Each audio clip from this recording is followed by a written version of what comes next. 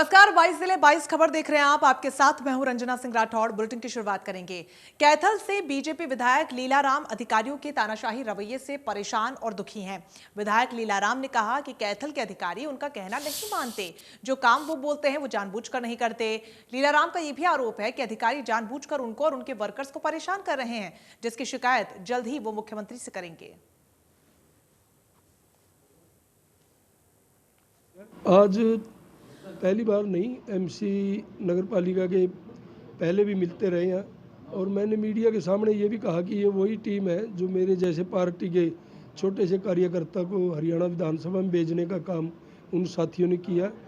मेरे चुनाव में पूरी तन मन धन से उन्होंने मदद भी की है, परंतु ये भी सच्चाई है कि नगर पालिका में आजकल मैं खुद भी संतुष्ट नहीं, सब कुछ ठीक नहीं चल रहा। 2-4 अधिकारी कर्मचारियों की हमने बदलियां भी करवाई, परंतु फिर भी लाइन पर नहीं आए। और आज हमने एमसी साथियों के माध्यम से यही कहा कि भाई या तो लोगों की सेवा करो, काम करो शहर में, चाहे सफाई की व्यवस्था है, चाहे शहर के विकास के लिए दूसरे कार्य हैं, वरना फिर अपना दूसरा रास्ता अपनाओ, बाहर चलो। तो हम उस पर बहुत जल्दी कार्रवाई करेंगे और मैं माननीय मुख्यमंत्री जी से मिल करके इस पर हम जल्दी सख्त संज्ञान लेने वाले हैं। भिवानी में पूर्व मंत्री किरण चौधरी ने कहा कि किसान खाद के लिए मारामारी कर रहा है और इनके मंत्री कह रहे हैं कि खाद की कमी है। किरण ने यह भी कहा कि सरकार अपने मंत्रियों को झूठ पर झूठ बोलना सिखा रही है, ताकि परेशान जनता विरोध की बजाय चुपचाप बैठी रहे। इन्होंने सोच रखा है कि किसान को बर्बाद करना है। इन्होंने कहा था कि हम किसान की आय दुगनी करेंगे। आज किसान की इनकी जो 7 साल की उपलब्धि है, दुगनी की बात छोड़ो, इन्होंने दुगनी से भी दुगनी कर। तो ये लाइनों में महिलाएं लग रही हैं, बच्चे लग रहे हैं। अब ये सारी व्यवस्था सरकार को बनानी होती है। केंद्र सरकार से स्टॉक ला के रखने चाहिए थे। ये स्पष्ट नजर आता है कि इनका जो ये मंत्रालय है, एग्रीकल्चर मंत्रालय, की बिल्कुल पूरी तरह से फेल चुका है और सरकार फेल हो चुकी है, क्योंकि ये सारा कुछ जो है इनको स्टॉकिंग के अंदर रखना चाहिए। बोल रहे हैं कोई कमी नहीं है खाद की, मंत्री बोलता है कोई खाद की कमी नहीं है। हालात देखो सामने आ गए, असलियत क्या है। तो ये तो इनको मैंने आपको बताया ना, जो हर चीज़ पे इन्होंने तो झूठ बोलना है। व्यवस्था करनी इनको आती नहीं है, एडमिनिस्ट्रेशन इन लोगों को आता नहीं है, तो हर तरीके से जो है झूठ बोलना है, लोगों को बरगलाना है एक दूसरे से। महेंद्रगढ़ जिले में खाद का संकट कम होने का नाम नहीं ले रहा। हैफेड चेयरमैन ने मंडियों में बाजरे की खरीद का जायजा लिया। हैफेड चेयरमैन ने आढ़तियों और किसानों की समस्याएं सुनी। उन्होंने कहा कि 3 दिन में पूरे प्रदेश में डीएपी खाद पहुंच जाएगी और किसी भी तरीके की कोई किल्लत नहीं रहेगी। हैफेड चेयरमैन ने हैफेड अधिकारियों को बाजरे की फसल को पूरे दाम पर खरीदने के निर्देश दिए और इसी दौरान बीजेपी जिला अध्यक्ष राकेश शर्मा और प्रदेश कार्यकारिणी सदस्य नवीन शर्मा भी उपस्थित रहे। उन्होंने मंडी की व्यवस्था का जायजा लिया।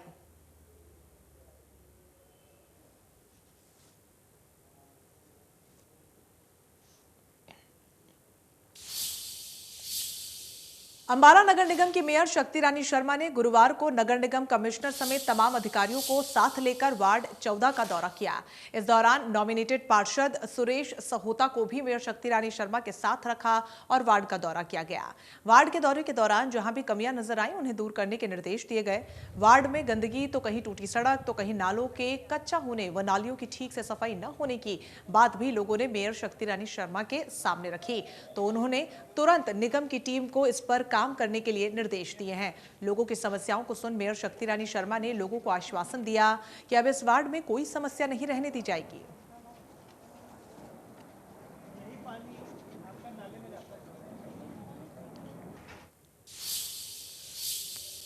हरियाणा प्रदेश ने कोरोना के खिलाफ जंग जीत ली है। बताया जा रहा है कि 76.3% लोगों में एंटीबॉडी बनी हुई है, जिसमें जिला कुरुक्षेत्र में सर्वाधिक 85% लोगों में एंटीबॉडी मिली।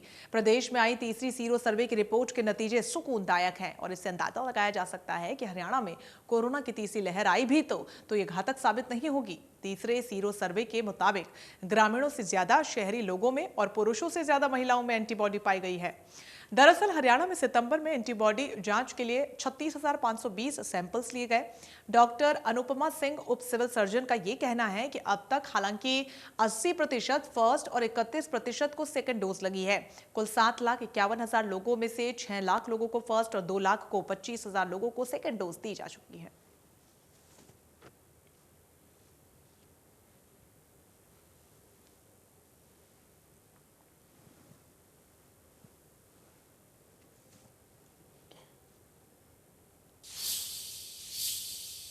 फरीदाबाद और वल्लभगढ़ में 2 दिन की बारिश के बाद पॉल्यूशन आपको बता दें कि फिर से खराब हुआ है। वल्लभगढ़ में 314 पर पहुंचा है, तो वहीं सेक्टर 11 में AQI 310 दर्ज किया गया। दोनों जगहों का ये AQI लेवल वेरी पुअर श्रेणी में आता है। ग्रेप लागू होने के बाद भी पॉल्यूशन लेवल कम नहीं हो रहा।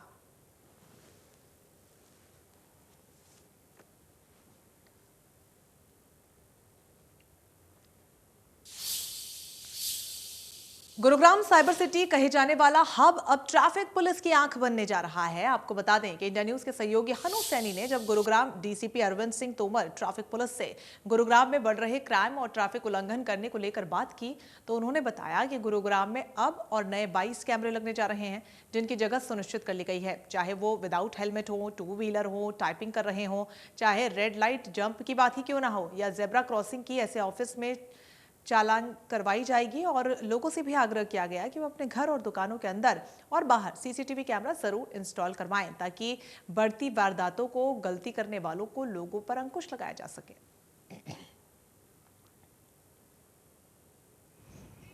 आपके चैनल से ये और कहना चाहूँगा कि हेलमेट है वो आपकी जान की सुरक्षा करता है। हेलमेट जरूर पहने, सीट बेल्ट जरूर लगाएं। और अभी हमने 22 कैमरास जो हैं, ऑटोमेटिक कैमरास जो गुरुग्राम में लग चुके हैं, उसमें चलानिंग हमारी स्टार्ट हो चुकी है। तो लोग अवेयर रहें कि आप CCTV कैमरा की हद में हैं। जितने भी विदाउट हेलमेट है, विदाउट सीट बेल्ट है और 3 सवारी, मोटरसाइकिल स्कूटर पे 3 सवारी हैं, ये है। इसमें जेब्रा लाइन को क्रॉसिंग का है, डेंजरस ट्रैफिक लाइट जंप का है।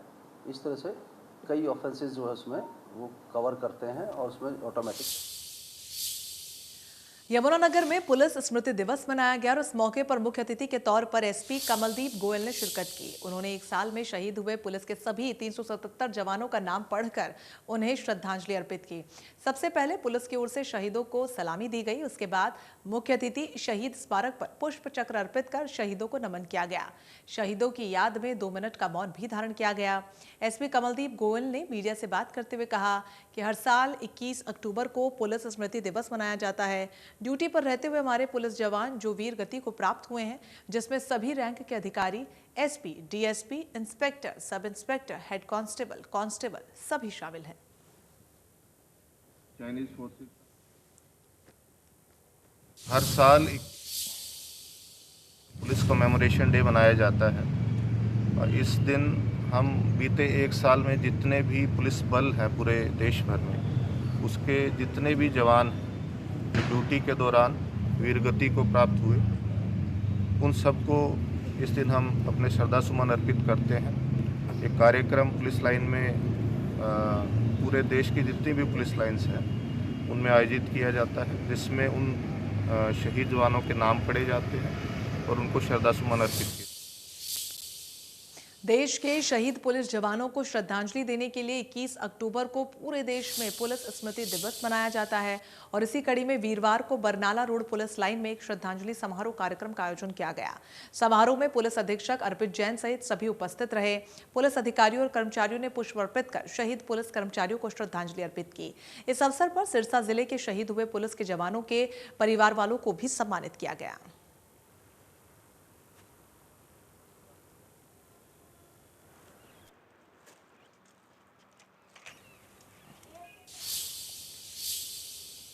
चरखी दादरी के महिला थाने में पुलिस स्मृति दिवस मनाया गया। जिला उपायुक्त प्रदीप गोदारा और पुलिस अधीक्षक विनोद कुमार ने कार्यक्रम में शिरकत की। इस दौरान शहीद पुलिस कर्मियों को याद कर उन्हें श्रद्धांजलि दी गई। SP विनोद कुमार ने कहा कि क्षेत्र में सुरक्षा और कानून व्यवस्था बनाए रखने के दौरान शहीद हुए पुलिस कर्मियों की शहादत को कभी नहीं भुलाया जा सकता।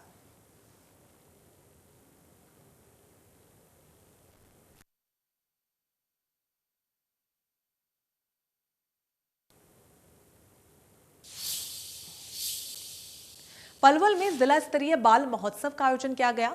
महोत्सव के तीसरे दिन बच्चों ने हरियाणवी लोक गीतों पर हर किसी को झूमने पर मजबूर कर दिया। एसडीएम वैशाली सिंह, सीटीएम अंकिता अधिकारी ने दीप प्रज्वलित कर कार्यक्रम का शुभारंभ किया। एसडीएम वैशाली सिंह ने कहा कि जिस तरीके की प्रतिभाएं इस बाल महोत्सव में निकलकर सामने आई हैं, वो प्रदेश स्तर पर जिले के नाम को रोशन करेंगी।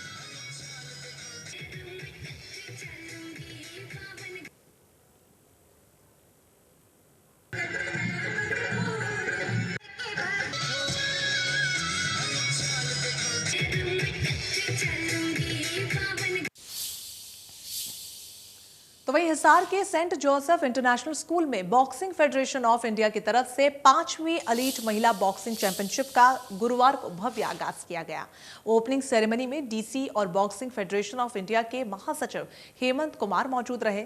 चैंपियनशिप में सभी राज्यों व केंद्र शासित प्रदेशों सहित 30 टीमों ने भाग लिया, जिनके 300 से ज्यादा खिलाड़ी मैदान में उतरेंगे।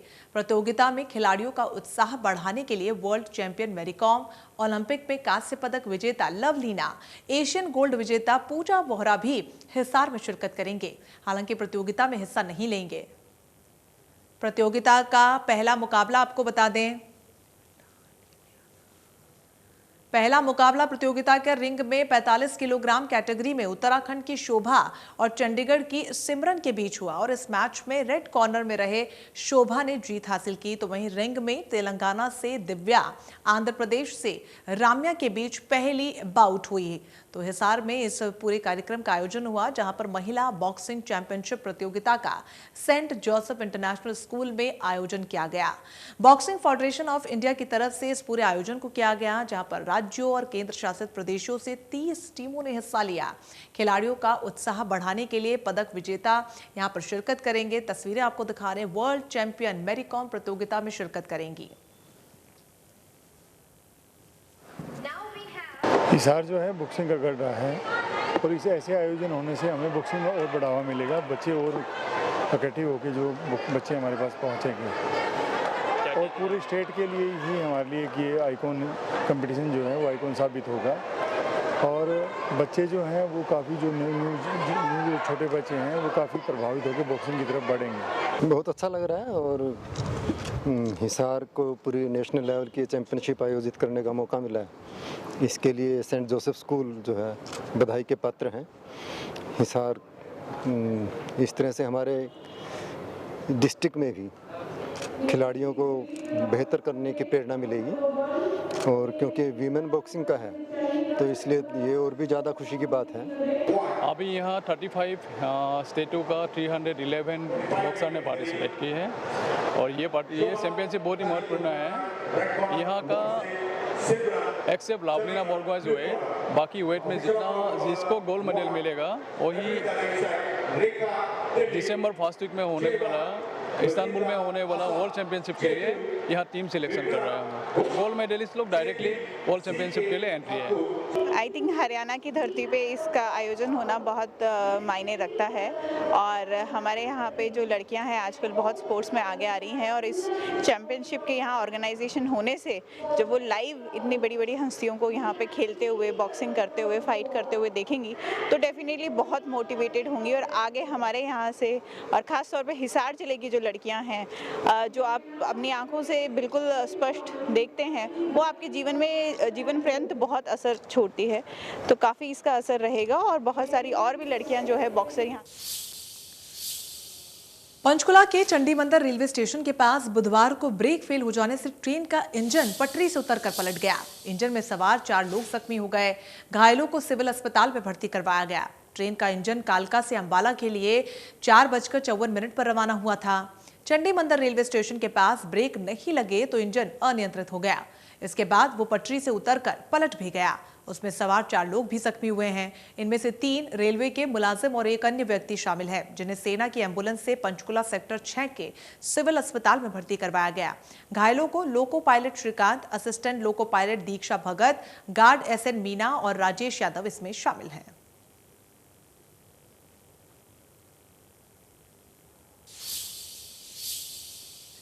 बांग्लादेश में हो रही अल्पसंख्यकों और हिंदुओं की निर्मम हत्याओं के विरोध में विश्व हिंदू परिषद और बजरंग दल ने सहित अनेक सामाजिक संगठनों ने रेवाड़ी में सड़कों पर उतरकर विरोध प्रदर्शन किया। प्रदर्शन करते हुए बांग्लादेश का पुतला फूंका गया और जिला उपायुक्त के माध्यम से राष्ट्रपति के नाम एक ज्ञापन भी सौंपा गया। दोषियों के खिलाफ सख्त से सख्त सजा की मांग की गई ताकि निर्दोष मृतकों के परिवार वालों को न्याय मिल सके।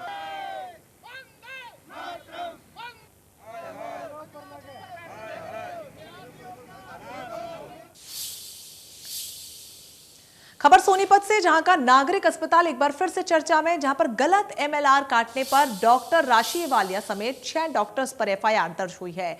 डॉक्टरों पर मेडिकल रिपोर्ट में गड़बड़ी करने का है आरोप। दरअसल मामला सोनीपत के गांव हरसाना कला का है, जहां पीड़ित अशोक कुमार ने शिकायत दी थी कि 2017 में उनके ताऊ रणबीर की हत्या कर दी गई थी और उनके भाई के सर पर तेजधार हथियार से वार किए गए थे। सोनीपत के नागरिक अस्पताल में ड्यूटी पर तैनात डॉक्टर राशि वालिया ने एमएलआर काटी थी।